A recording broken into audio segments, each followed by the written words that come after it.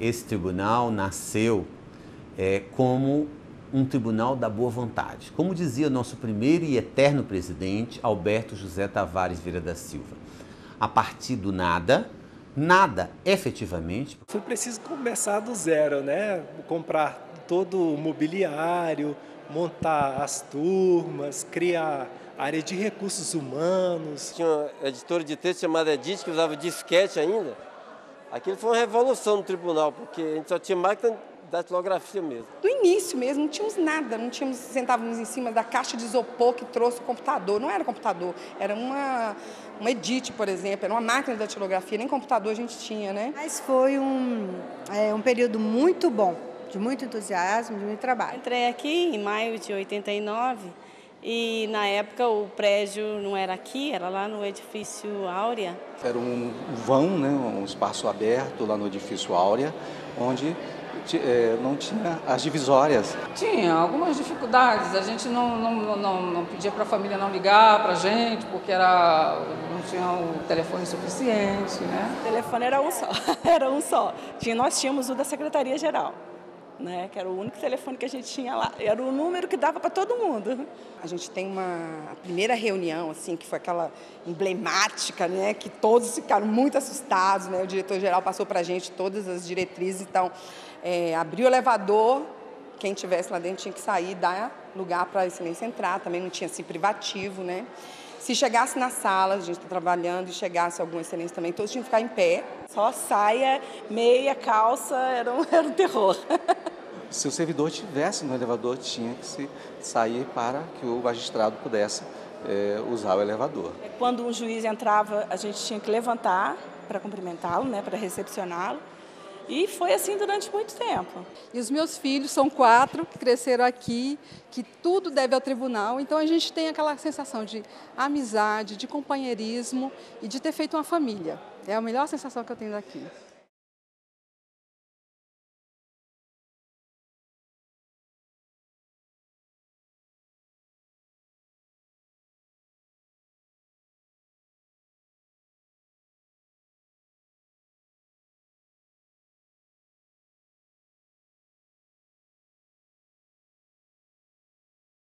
Logo quando esse tribunal foi criado, a decisão do nosso primeiro presidente do tribunal em matéria de cinto de segurança. E nessa decisão, que hoje está no imaginário da sociedade, ninguém mais se imagina entrar num carro e não botar o seu cinto de segurança. Essa decisão, ela fez sim, teve sim um efeito social enorme. Porque eu fui presidente no ano de 1998 a 2000. E foram os anos das privatizações. Então, nesse período, houve um movimento assim, da mídia importante para saber quais seriam as decisões, privatizações das teles, que hoje é uma realidade. Veja que as grandes questões, os grandes embates jurídicos que diziam respeito à política econômica e à política de desenvolvimento do país, que vieram a conhecimento da Justiça, terminaram tendo suas decisões iniciais aqui no TRF. Foi o caso do metanol, as privatizações, o Vale do Rio Doce. E, por outro lado, as grandes demandas também da população na parte previdenciária, muita coisa nós examinamos aqui e entregamos à população. Aqui no Distrito Federal nós temos como sede as agências reguladoras, na sua quase totalidade, tem sede no Distrito Federal.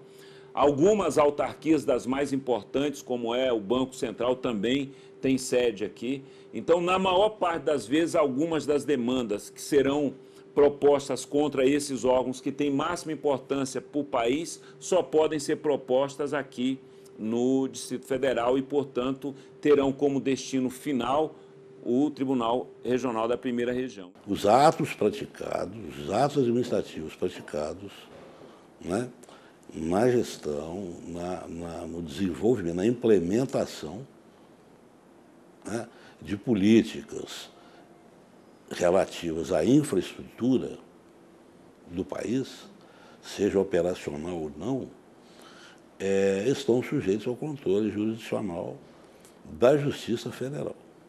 O Refis tem o seu ordenamento jurídico e uma norma infralegal determinava a exclusão do contribuinte sem que lhe fosse dado o devido processo legal.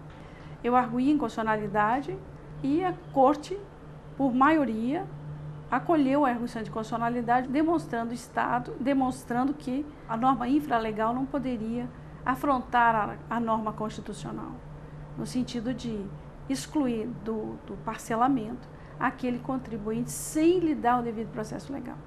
Foi uma decisão dada pelo juiz da 9ª Vara aqui do DF, em que limitava o teto do funcionalismo na Câmara dos Deputados e no Senado Federal ao teto constitucional. E eu confirmei essa decisão. Eu acho que essa é uma medida moralizadora da administração pública, da qual nenhum dos poderes da República poderia ficar afastado. Eu acho, na minha visão, que esse legado de seriedade, de retidão, de apoliticidade, nós incorporamos muito bem. E eu respeito muito essa corte exatamente pela seriedade das suas decisões e pela qualidade também intelectual e moral dos seus integrantes, dos meus colegas, desembargadores e desembargadoras. O direito previdenciário aqui, para mim, assim, não existe causa em direito que seja mais importante uma em relação à outra, mas o previdenciário se sobressai pela importância social que o juiz exerce ao decidir a questão previdenciária. Eu costumo dizer que o Tribunal da Primeira Região ele é continental. Ele é um tribunal que ocupa um espaço do território nacional extremamente relevante. E é natural que, com isso, questões extremamente importantes para o dia a dia das pessoas venham a essa corte. Isto vale para a Amazônia, que está sob a nossa jurisdição, o Pantanal, que está sob a nossa jurisdição, os serviços públicos sediados na capital da República, que estão sob a nossa jurisdição. Concentra aqui culturas diversas, desde o extremo do Amazonas, passando por Rondônia, até estados sofisticados, como Minas Gerais e Goiânia.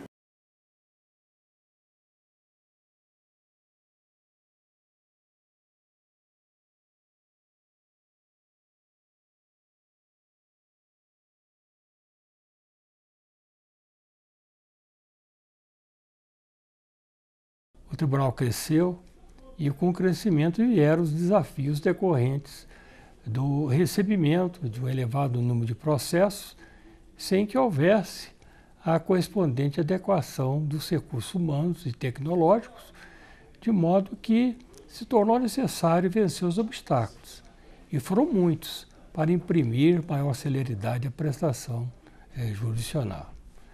Daí porque, para superar tantos obstáculos, exigiu-se de nossos administradores criatividade. Um ponto importante que eu consegui obter aqui nos julgamentos foi de, imediatamente, no julgamento das apelações, dos recursos, implantar o benefício que as partes requereram. Porque antigamente, como que era? Antigamente você julgava, o processo descia lá para as cidades, aí ia começar um outro processo para haver o recebimento desses valores. Hoje não. Imediatamente, quando nós julgamos, nós já mandamos implementar, a partir daquele momento, o salário, a pensão ou as medidas que foram requeridas. Eu acho que cumpri meu dever de presidente. Na minha presidência, coincidência ou não, eu instalei 51 varas federais. Isso não é mérito meu, coincidiu com a minha presidência. Uma iniciativa relevante, a Universidade Corporativa, para o treinamento e também o aperfeiçoamento de servidores e de magistrados. Nós tivemos ações muito importantes, não só na minha presidência, como dos que me antecederam e dos que vieram depois de mim. Os mais importantes, por exemplo, seria com relação à implantação do juizado especial, com a possibilidade de o juizado ir até o jurisdicionado através dos barcos na Amazônia. Quero aqui lembrar também é o passo inicial para a construção da nova sede do Tribunal Regional Federal da Primeira Região. Foi a decisão do tribunal, por meio de resolução, de especializar as varas em sequestro internacional de crianças. A decisão que o desembargador Mário César, como presidente, tomou foi pioneira no Brasil e na América Latina.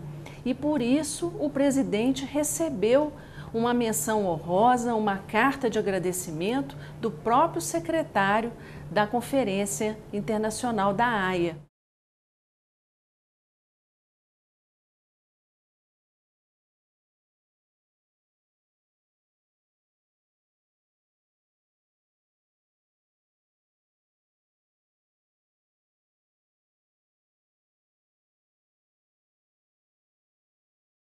A instalação dos juizados especiais federais na Primeira Região, no ano de 2002, foi muito importante. Significou a chegada à Justiça Federal de um movimento mundial da década de 1960 chamado Movimento de Acesso à Justiça. E então, para nós, foi um motivo de alegria que esse movimento de democratização da justiça também tenha chegado, embora um pouco tarde, na Justiça Federal da Primeira Região. Os juizados especiais, sobretudo os juizados especiais federais, tiveram uma grande repercussão no meio jurídico brasileiro. Serviu de ponte para aproximar, para juntar o Poder Judiciário da sociedade. Foi um desafio muito grande nessa fase de implantação dos juizados, mas foi um desafio que valeu a pena, porque hoje a gente vê os juizados com passos eficientes, sempre atendendo as pessoas e, enfim, trazendo para a população brasileira a certeza de ter um órgão que lhe é próximo. Em 2003, houve o primeiro itinerante nessa região do Tocantins, conhecida como Jalapão. Uma senhora chamada Balbina, ela morava numa casa que a cobertura era de supapo, as paredes eram de supapo. Quanto tempo que a senhora está doente, dona Maria? Está com muito tempo que eu estou assim, o dedo assim. E o que a senhora toma de remédio? Nada. Por que não toma nada? É porque não tem.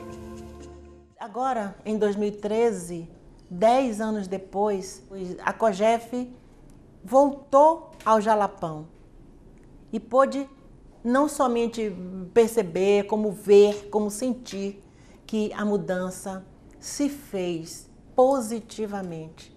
A saúde ainda inspira cuidados. Ela conseguiu tratar a hanseníase, mas nos últimos anos perdeu a visão. Hoje, boa parte do dinheiro recebido do INSS é usada na alimentação. Em razão, em face do processo ser ágil, célere, informal, o retorno econômico, a solução econômica dos problemas, dos conflitos de interesse que são trazidos à justiça, tem uma solução muito mais rápida.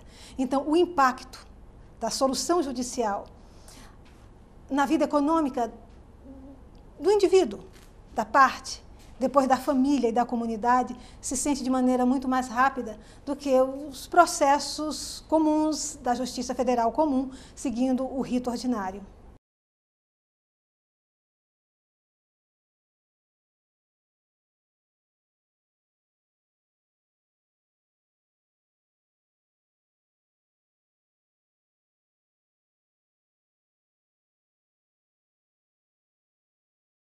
Espero que os futuros desembargadores tenham consciência desse legado que a gente está passando para eles. Para que eles não deixem essa história perder densidade e nem altitude institucional. O que eu tenho a dizer é que esse crescimento do Tribunal e da Justiça Federal da Primeira Região se deve ao trabalho diuturno de cada servidor.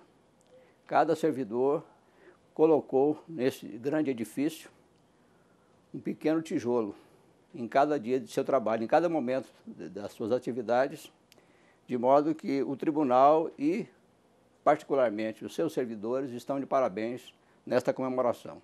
De minha parte, posso assegurar, com absoluta certeza, o que mais me honrou na vida foi ter participado da criação deste tribunal. Dirigi-lo, então, mais tarde, foi minha maior glória. eu desejo a todos as felicitações e congratulações e, ao mesmo tempo, agradecimento por tudo o que fizeram aqueles que já passaram. Eu desejo a todos e que fazem aqueles que estão aqui atualmente felicitações e por tudo aqueles que farão aqueles e, ao mesmo tempo, agradecimento por tudo o que fizeram aqueles que já passaram e que fazem aqueles que estão aqui atualmente e por tudo aqueles que farão aqueles que chegarão ao nosso tribunal. A minha mensagem é de parabéns a esse tribunal. Nós teremos que cada vez mais buscar eficiência para prestar a jurisdição e, quem sabe, alcançarmos um ponto em que possamos conseguir fazer com que essa demanda de processos diminua, que a paz, de um modo geral, possa ser alcançada pela via da conciliação, da composição e menos pelo embate judicial. Neste momento de festa, deixo-lhes o meu abraço e rendo-lhes a minha homenagem, porque souberam todos, agregando esforços, construir uma grande instituição, que é o Tribunal Regional Federal da Primeira Região. Quero encerrar também parabenizando a todos os magistrados, servidores e colaboradores do Tribunal Regional Federal da Primeira Região, que se encontram nos mais variados rincões do nosso país, cada um contribuindo diuturnamente para erguer e fortalecer o nosso tribunal, cada um com sua cultura, sua diversidade de pensamento. Gostaria, ao finalizar, de cumprimentar a todos que aqui atuam, na certeza de que o futuro será de grandes realizações no cumprimento de nossa missão institucional, uma vez que muito foi realizado por aqueles que nos antecederam e muito será alcançado por nossos sucessores, pois sabemos que o porvir depende daquilo que fazemos no presente.